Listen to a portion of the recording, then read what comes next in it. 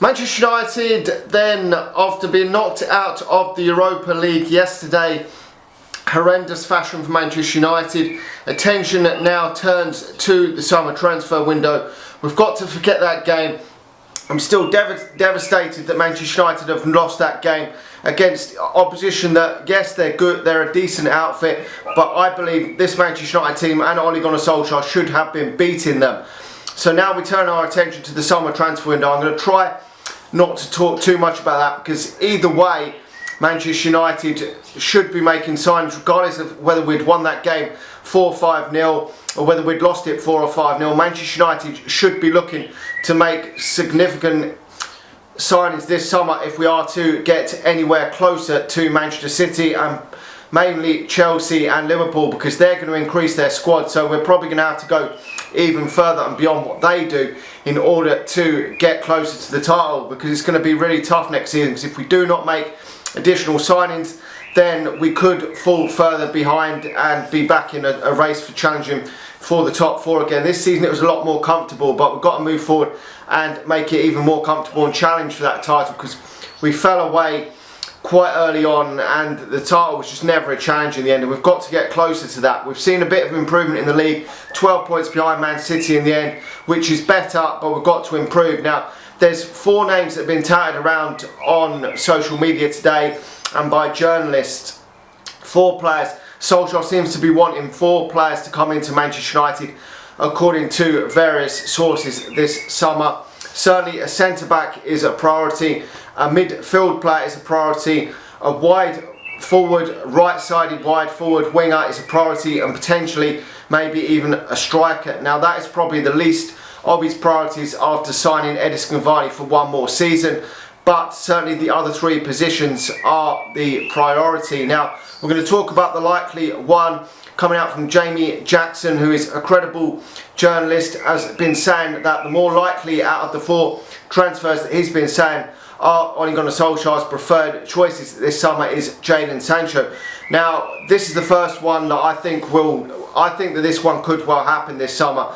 I was fairly confident that it could happen last summer, but we didn't want to steep up over £100 million for the England right winger. Predominantly a right winger, but has played in other positions for Dortmund and played on the left hand side as well, which could be valuable for Manchester United, because both Rashford and Greenwood have been pretty poor by their standards this season in bulk parts of the season, I believe anyway. Yes, Greenwood was better than Rashford yesterday, but both have been very below par this season, along with Anthony Martial and Dan James, and Ahmad has just not really featured enough and done enough to be starting games for Manchester United. Yes, he's had little game time, but hasn't done enough. So they are predominantly the wide players.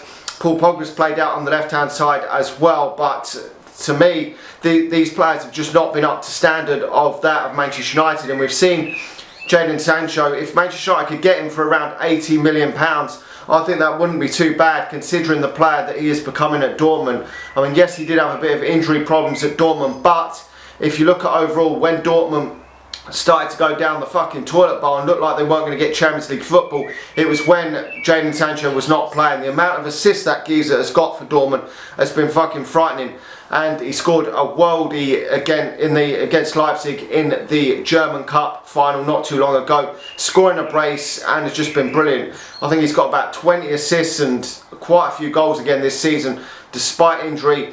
Every season he's got around 20 assists, and that is valuable because Manchester United do not have them types of wingers at Manchester United. The types of Rashford has got a number of assists and created a number of goals for Manchester United, but nowhere near as what Jadon Sancho has. And Greenwood never gets many assists, doesn't create many goals for others, and has largely been poor for big bulks of this season. So he's one that Manchester United would definitely improve Manchester United's team.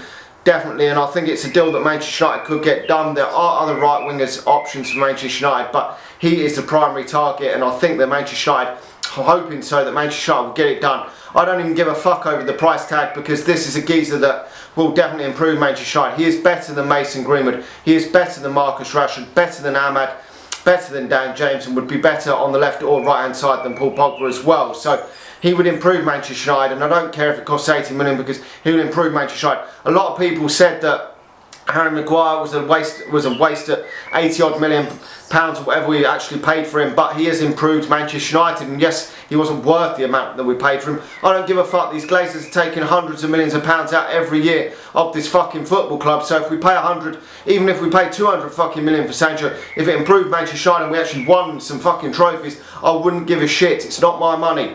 Yes, I pumped some money into this club by buying merchandise and whatnot. Yes, I have. So I think that at the end of the day, we deserve some fucking decent signings. And I don't want to see another fucking Palestri type signing coming to Manchester United for 15, 20 million and just the money just be squandered on shit average players. I want to see the best of the players come to Manchester United that we can.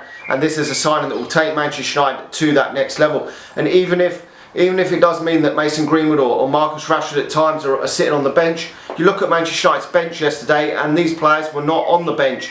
We were bringing on the likes of fucking Dan James and Fred. This is not good enough for Manchester United. Yes, he could have made substitutions earlier, I understand that, but these substitutions are not good enough for Manchester United. We don't have the level of quality. Man City would be bringing Raheem Sterling off the bench for him, bringing Bernardo Silva off the bench, Gundogan, Foden, some of these would be sitting on the bench and would be coming off the bench. And Manchester United don't have that quality on the bench. Van der Beek has been very poor for Manchester United this season. We need to really increase that next season. Now that is the top priority, I think, for Ole Gunnar Solskjaer.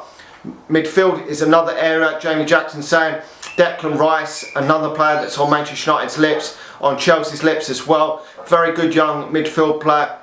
Definitely would improve Manchester United a lot better than Fred, definitely. We've got James Garner away, who's been away on loan at Notts Forest, done very, very well there, but I'm not too sure he's ready to step up and play 40, 50 games for Manchester United as yet, or whether he will even be good enough. Probably needs a loan Premier League club to establish himself Premier League club.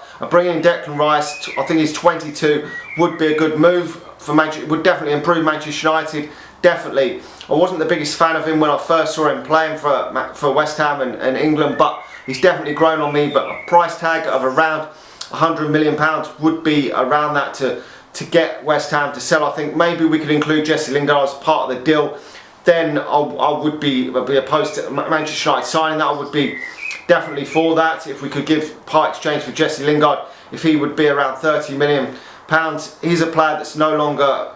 His surplus requirements to Manchester United. We know that with Jesse Lingard. The likes of Bruno Fernandes are definitely ahead of him in the pecking order. So that would be a good move for Manchester United. I think we've got to get someone else in that midfield.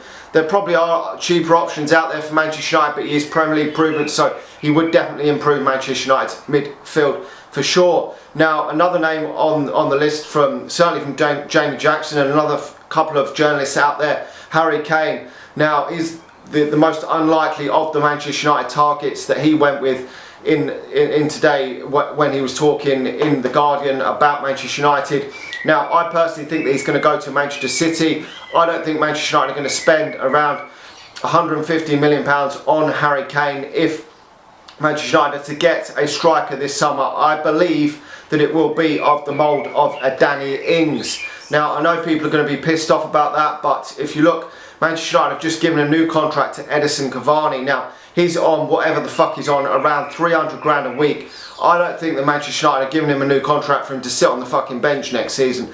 This will be his last season at Manchester United, and my belief, what I think, Manchester United will bring in a lesser striker, if we do bring a striker in at all, in the mould of Danny Ings.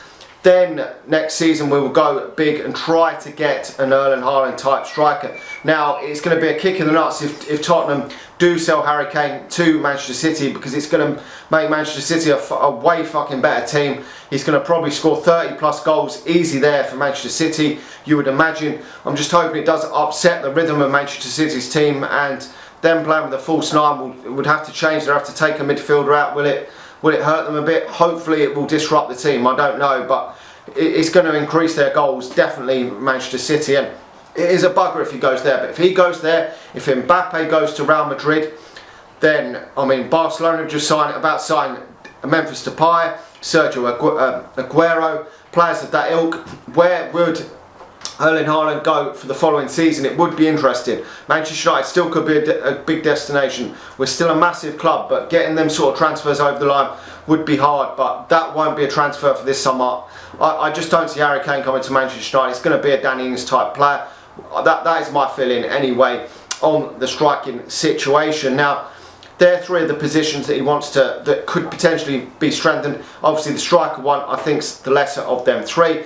But another main, and the final position we're going to talk about in this video is that of centre-back. Pau Torres is the name on the lips of a few journalists, and that of the last few days, and again today. Now, we've seen him in the Europa League final against Manchester United, and they're beating us to the punch in that one. Now, he would cost around 40 to 50 million, I believe, million euros. A player that would probably definitely improve Manchester United's back four, because Eric Bailly and Lindelof have not been good enough for Manchester United. I'm still unconvinced on Tuanzebe as well. I think he probably would have been the better option alongside Lindelof yesterday. He's been performing better in the last few games he's played, Tuanzebe, but I'm not sure if he's good enough for Manchester United future-wise because of his injury record as well.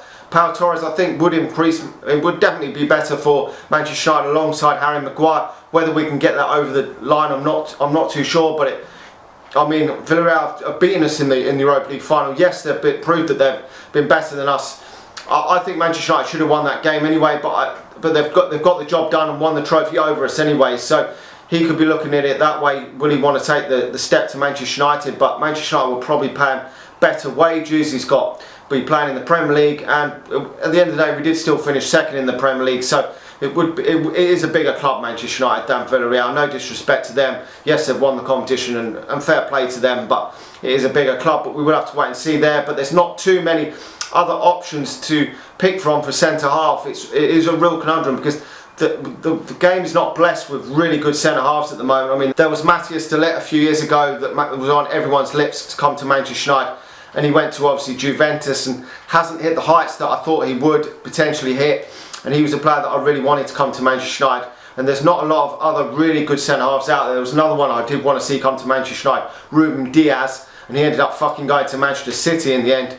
So it is a bit hard to see who Manchester United. There's not 4, 5, 6 different options for Manchester United in that centre back role, but we've got to get another centre back. I think if we can get another centre back, hopefully the likes of Jones, maybe Tuanzebe will go out on loan or leave. Bay may even choose to leave if he's not getting game time as well. Yes, he signed a new contract, but still could leave. That's not set in stone that he's going to stay. Signing the new contract would give Manchester United a better sell-on fee there. So we will have to wait and see on there. But I wouldn't be opposed to Manchester United signing Pau Torres anyway. But let's hope that Manchester United can get a couple of signings done. I believe these 4 players that I've mentioned here, I think Manchester United could get 1 or 2, maybe 1, 2, maybe Pau Torres and Jadon Sancho deals done potentially. Hopefully some signings will come, some big signings will come this summer, because Manchester United really need to pull their finger out, because this is a real worrying time for Manchester United. If we don't improve the squad significantly this summer, we will regress, I'm sure of it. It was a worrying end to the season for Manchester United, and other teams are going to improve their squads.